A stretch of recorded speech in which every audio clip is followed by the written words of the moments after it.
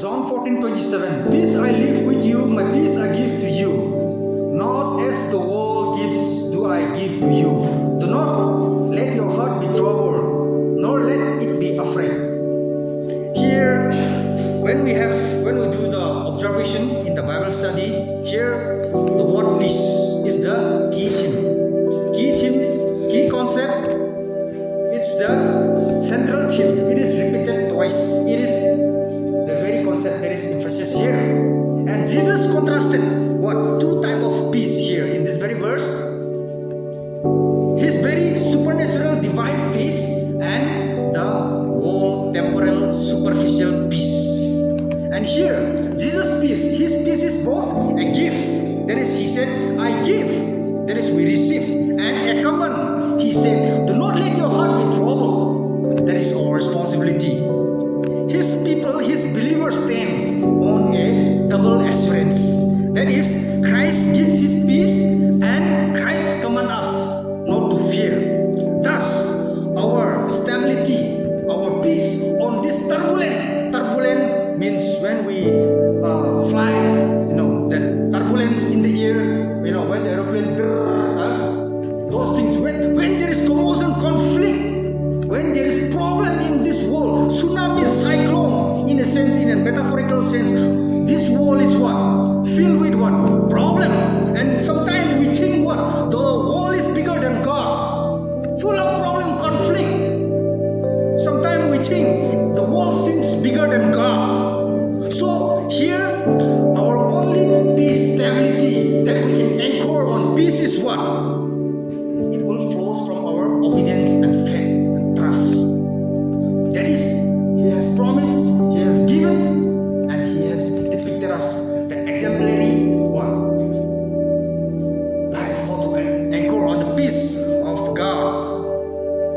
This is both a promise plus a gift and a command. So here, this John 14, the setting scenario background is this is John 13 to 17, 14 to 17, we call it what? The upper room discourse. This is at the Passion Week, Thursday night, Jesus washing the disciples' feet and having the Lord's table together. What? He ended up the what? The Old Testament what? Feast, and then now he introduced a new what? Supper. That is the Lord's Supper, and then he was admonishing, and what he was giving a what? All those farewell discourse, and what he was preparing his disciple for his what? Departure. So this is Thursday night. Here, after some time, he will be what? Judas will betray him, and he will be what? Handed to the Jews and the Roman authorities. So this very night, Jesus was preparing, having a farewell discourse, sermon, advice, what? To his very disciple, a farewell discourse. So this very context, John 14, 13 to 17 is the upper room discourse. So here, Jesus, when he was having this farewell speech, farewell discourse, he already promised what? Heaven. And then he already promised the indwelling of the Father, Son, and the Spirit, even after his departure, and the Spirit of the truth that will guide them even after he left. And now he is in verse 27, 14:27. He is what? Promising peace. Peace I leave to you. Peace I give unto you. 14:27. And here it is a crucial role reminder. Here, Jesus Christ, He is an omniscient. He is omniscient, fully man, fully God. He knows what will be happening on Friday, 9 a.m. to 3 p.m. He will be hung. He already foresee all those worldly torture, troubles, what conflict, the turbulence, the conflict of the world, or that very thing has already triggered or struck his conscience and mind. But here one crucial reminder to every one of us is that even he offered peace while approaching the cross. That is what he said. And even in one passage he said, I have overcome the world. So everyone, you will face trouble if you follow me. And here, before facing the cross next day, Thursday night, he was promising peace. He is going to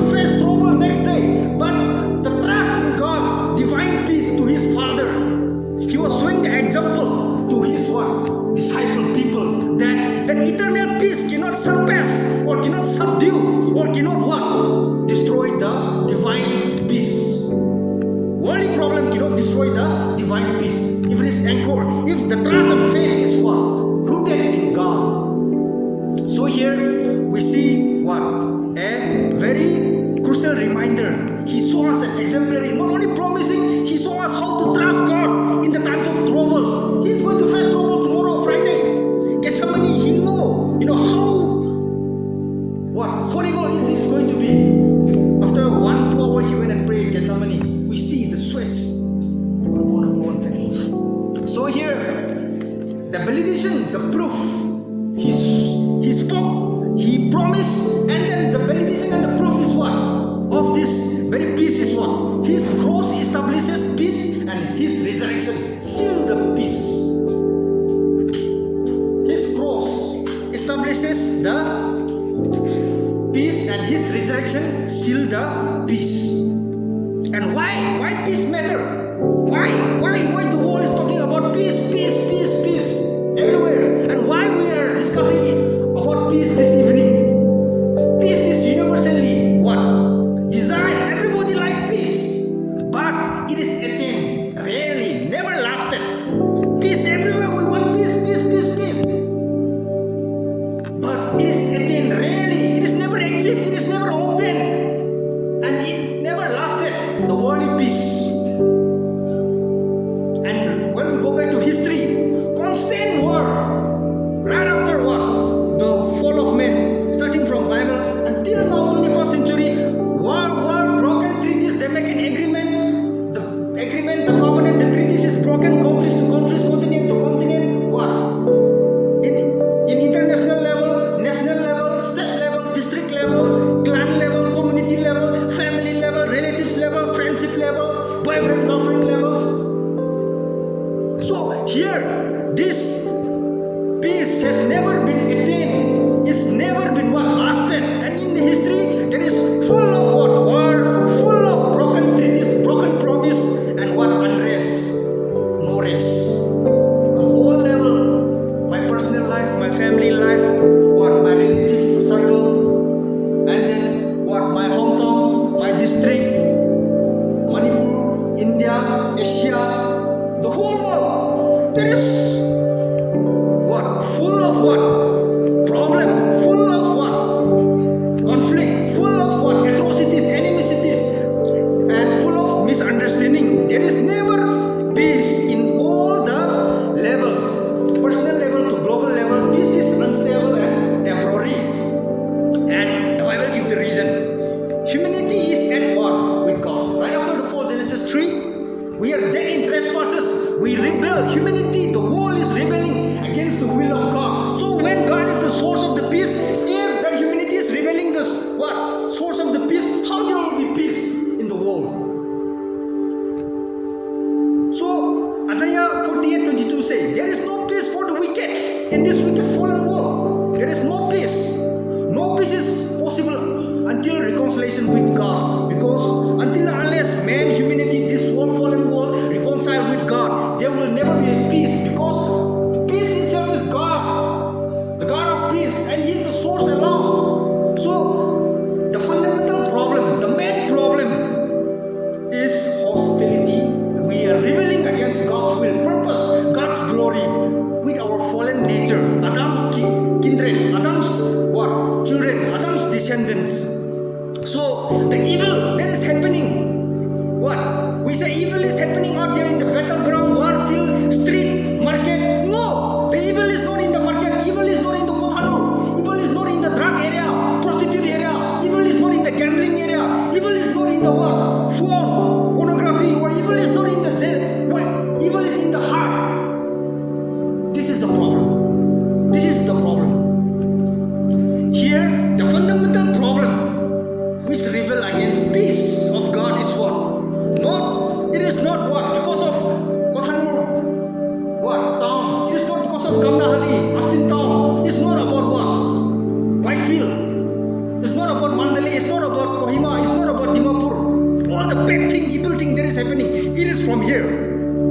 And the war, Ukraine and what? Russia, Hamas and Israel, Mitai tea and cooking. It is not what? It is from here, from the human heart. So here, the fundamental problem is hostility towards God's will, fallen nature. Evil is not out there in the battlefield, market street, but inside the fallen heart. Thus, Jesus target always only the heart. Jesus doesn't target any what in his days he do not try to change the political social system. He always target only the heart, regeneration, to be born again. What? So that he can usher into eternal kingdom, eternal life.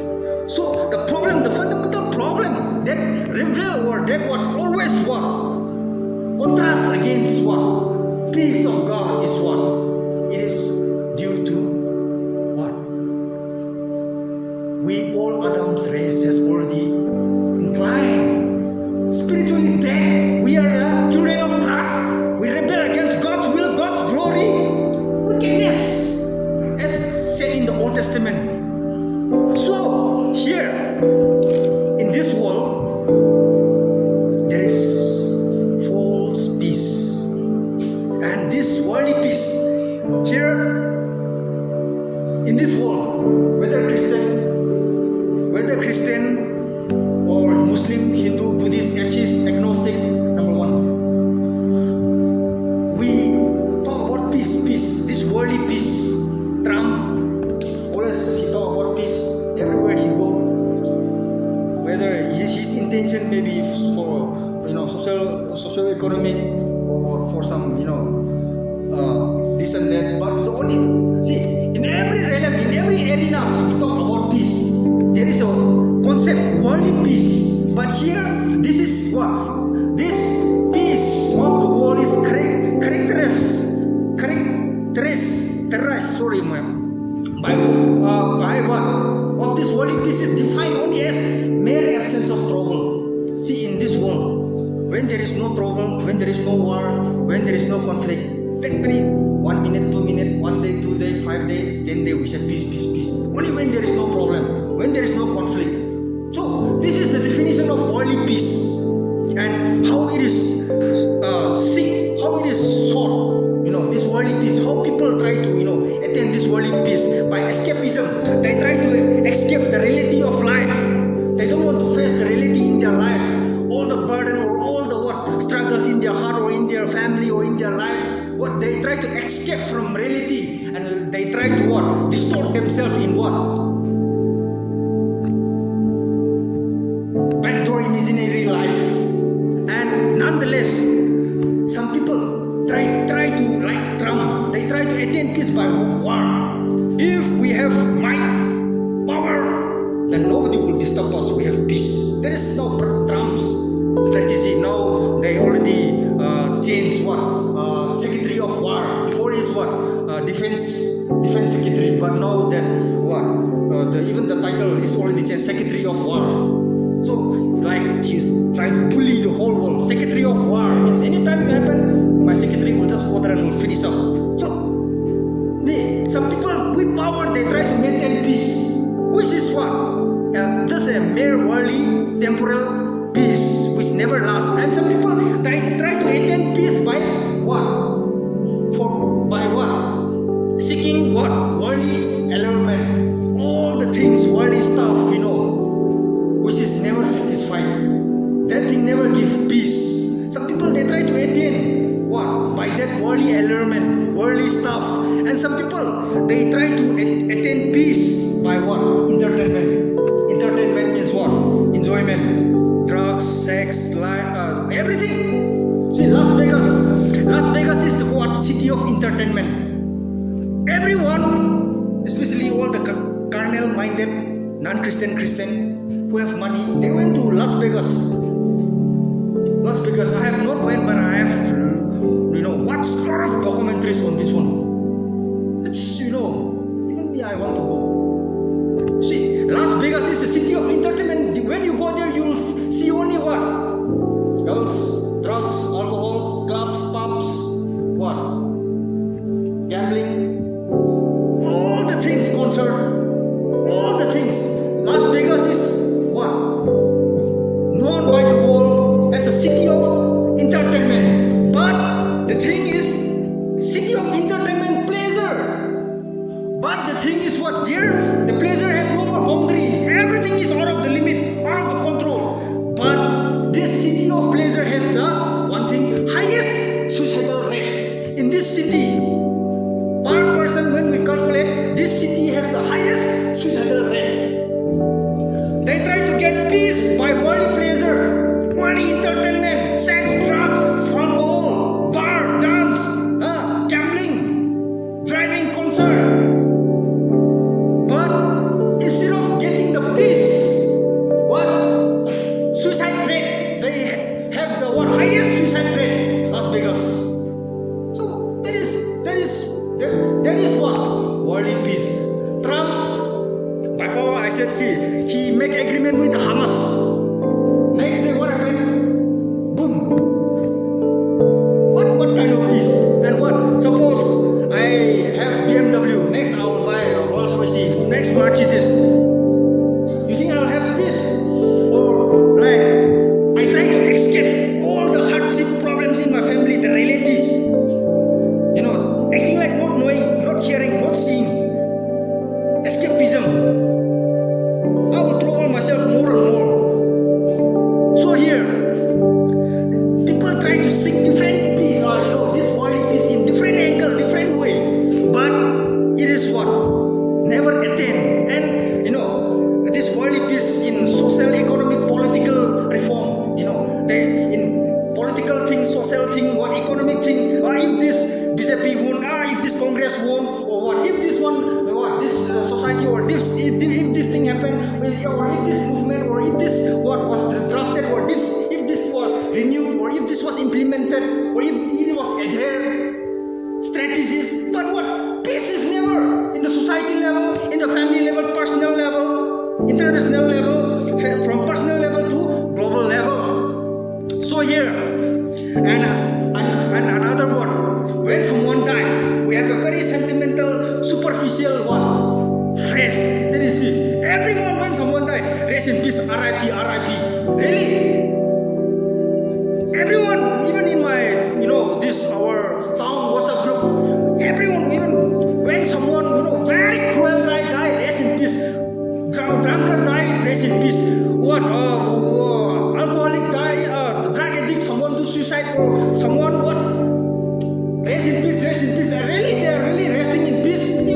Rest in peace, peace. For us, that peace concept is what?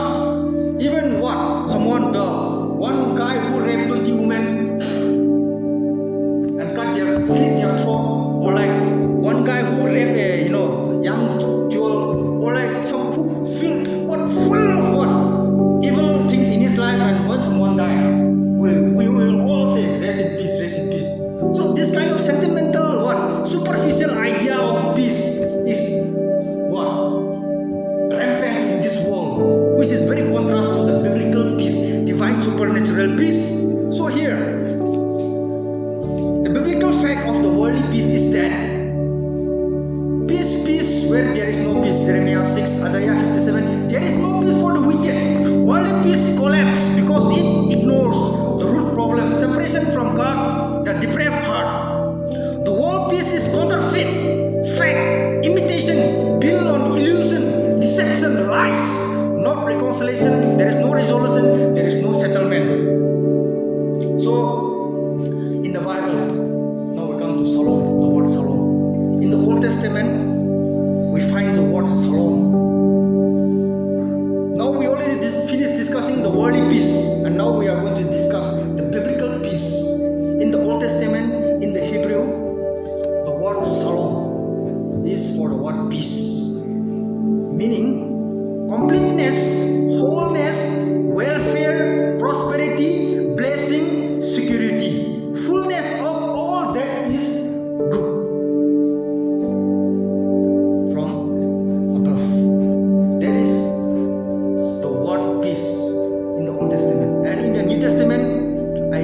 EIRENE. Great. Inner rest, calm, settledness of soul. We sing, He hideth my soul in the cleft. That's it.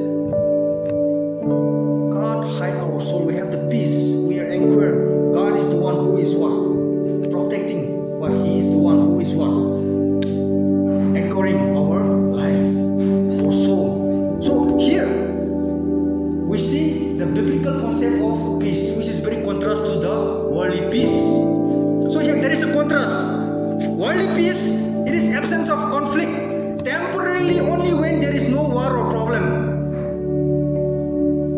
When there is no war or problem, we say peace. After one day, after 1 hour, something happen again, no more peace. But the biblical peace is fullness of blessing, rooted in God, filled with serenity. So here, Old Testament SHALOM, peace, and New Testament EIRENE, peace, meet perfectly only in the Christ, the Prince of Peace. And there is the nature of peace, two types of peace. First is objective peace for every Christian. Peace with God, the objective peace. Romans 5:1, the result of justification. When someone is justified, born again, regenerated, when someone becomes a Christian, he is what? Sorry for the sweating, I just said my medicine and now it is reacting. So Romans 5 is what? The objective peace. There is two types of peace in Christian, in the Bible, for the believer. The first peace is objective peace. There is peace with God. Romans 5:1, result of justification. We are reconciled and no longer God's enemy. Before we are separated from God, we are children of wrath. We rebel against God. We are dead in sin and trespasses. But now when we are justified, we are reconciled. Through disease. Through what? The substitution. That has the righteous wrath that has been satisfied through His Son. So we are reconciled and no longer God's enemy. That is the objective peace. We are now God's children. We are now the sons of God. No more enemy. No more children of darkness. No more children of what? Wrath. That is the objective peace. There is peace with God. And the second peace is subjective peace. That is peace of God.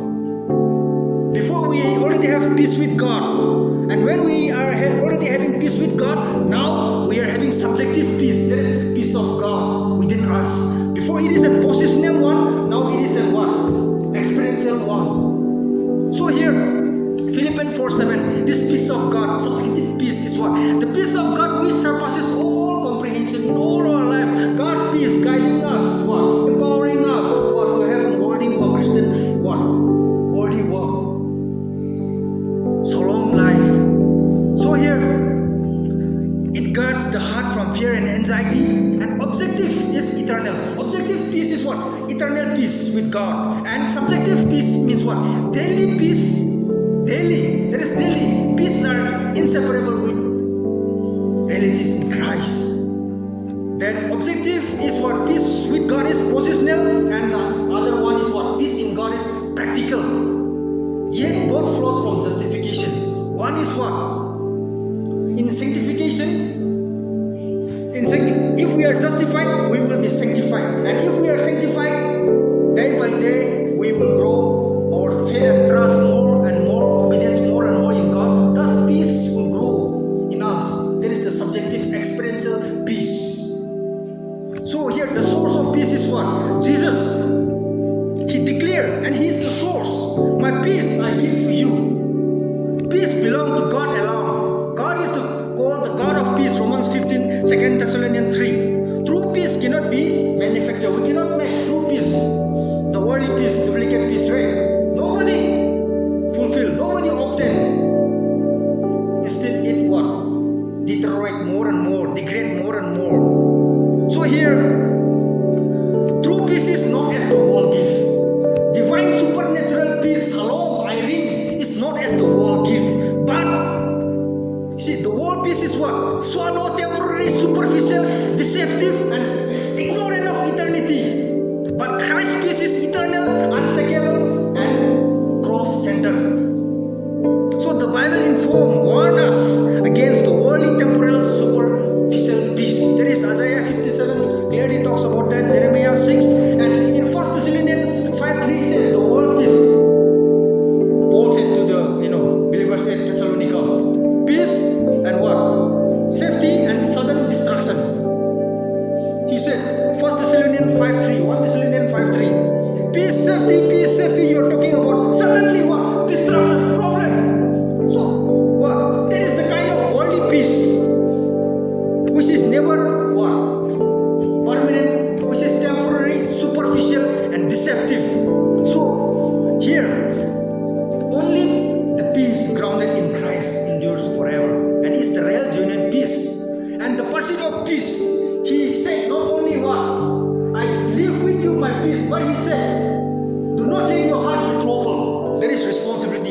a gift and one is a common or responsibility. There is, though a gift, peace must be actively lived out practically. The Bible commanded us, Psalm 34:14, seek peace and pursue it. Colossians 3:15, let the peace of Christ rule in your life, your heart. John 14:27, do not let your heart be troubled. So how we pursue peace? How? It is said, seek it. Let it rule your heart. The peace of God. So how we pursue peace? That is 1, righteousness, obedience. 2, prayer, trust, faith, trusting in God's promise, right thinking, meditating and anchoring in God's character, trusting the eternal, immutable, unshakable, immovable God instead of worrying, anxiety and depression. So peace is both passive and active. Active means what? Very active. Passive means what? Not active. Opposite of active. Remember? So here, passive peace means the peace given by God. A settled peace because of Christ's finished work. It is something we receive from God. The peace with God. But active peace is what? The peace we pursue as we cooperate with the Holy Spirit in our life. As we cooperate with the Holy Spirit guidance, choosing obedience, reconciliation and holiness in daily life. So daily peace is a supernatural discipline, spiritual discipline requiring vigilance and trust.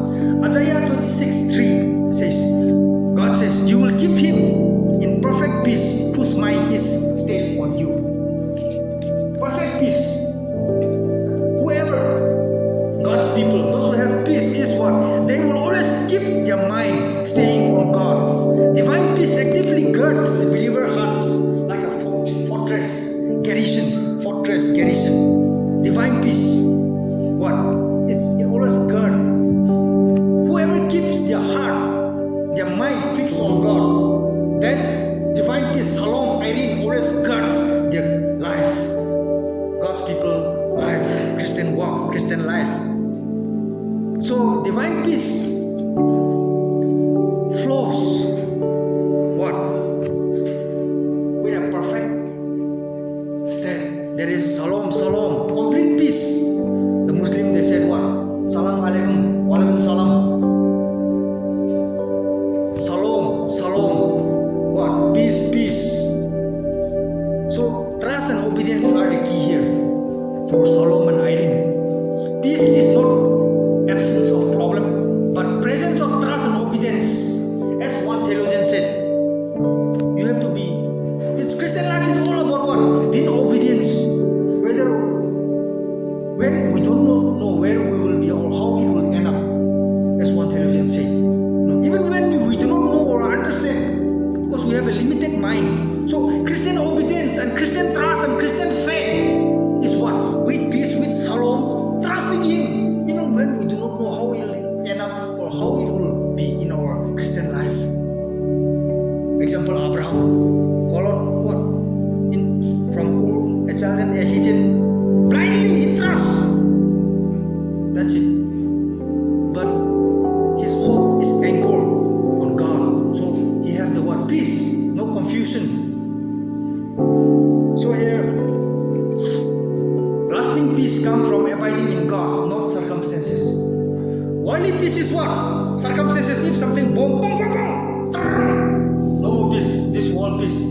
But this divine peace doesn't depend on that kind of thing. Whether there is gun, or fire, bombing, or whether anything happen in your life, in my life, in Christian life, this divine peace will not be affected.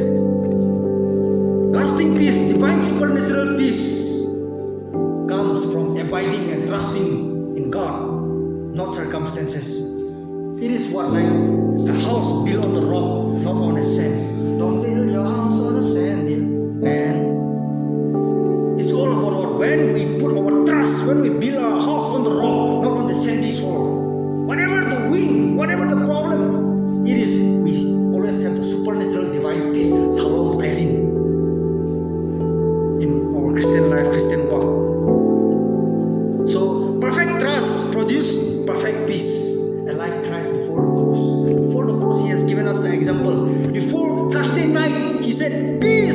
I give to you. Friday, he know what is going to happen to him. That problem is coming. But he had the trust in God, his Father, up there in the heaven. So he said, peace I give to you. Suppose you are going to be crucified tomorrow. Can you promise peace and can you talk about peace today to someone? That's it. Jesus gives us the example. Trusting in God. The supernatural divine shalom, EIRENE, peace. So, take away when we left this room. Peace is born a gift to receive and a life to practice. Jesus gave his peace rooted in the cross, applied by the Spirit in our daily life. Holy Spirit guiding us, empowering us, giving us the power, wisdom. You know how to live this short-sojourn pilgrimage life until we are ushered to that eternal peace beneath the Prince of Peace thrones. So no circumstances, no forces can remove this divine peace if we are really anchored on God. Peace with God, that is eternal, lead to peace of God, that is in our daily life. Peace is assurance in Christ's finished work and responsibility in daily trust. So I came across an article, Shalom Beckham. Beckham means void, emptiness. My last closing line. Shalom Beckham. When we clean our president SUV, that Beckham sucking all the dirt, dirty thing inside this empty, hollow, void, emptiness. I came across a theologian. He coined this very phrase. Shalom Beckham means what? The emptiness of peace, the emptiness of divine peace. Shalom Beckham, void. See, God has created His image, every one of us, and there He made void, emptiness. Before Adam and Eve, they have shalom, they have EIRENE, they have perfect peace, bliss in the Edenic paradise. But after the fall, all that is Adam's descendant, we are already inclined, dead in sin and trespasses, inclined, depraved, fallen nature. So now there is already void in His image, special creation. There is already emptiness here. Before there is shalom, EIRENE in Adam's and Eve's heart, full of peace, shalom, EIRENE. But after the fall, all the Adams and Eve children descendant, there is already void, emptiness here. Shalom Beckham. The theologian coined that phrase. So nothing can fill this hole. Before, as I said, all the worldly pleasure, entertainment, what? Anything in this world, nothing can satisfy that emptiness, that shalom Beckham, that spiritual voidness. God has placed a spiritual voidness, emptiness, one corner in His image, in every human's heart, has placed an eternity, communion, fellowship, a special spiritual what? Corner, shalom, peace, that should always have a communion and what? Glorified Him, His very image. But after the fallen, what? Humanity. After man has fallen to sin, everybody has no emptiness, void.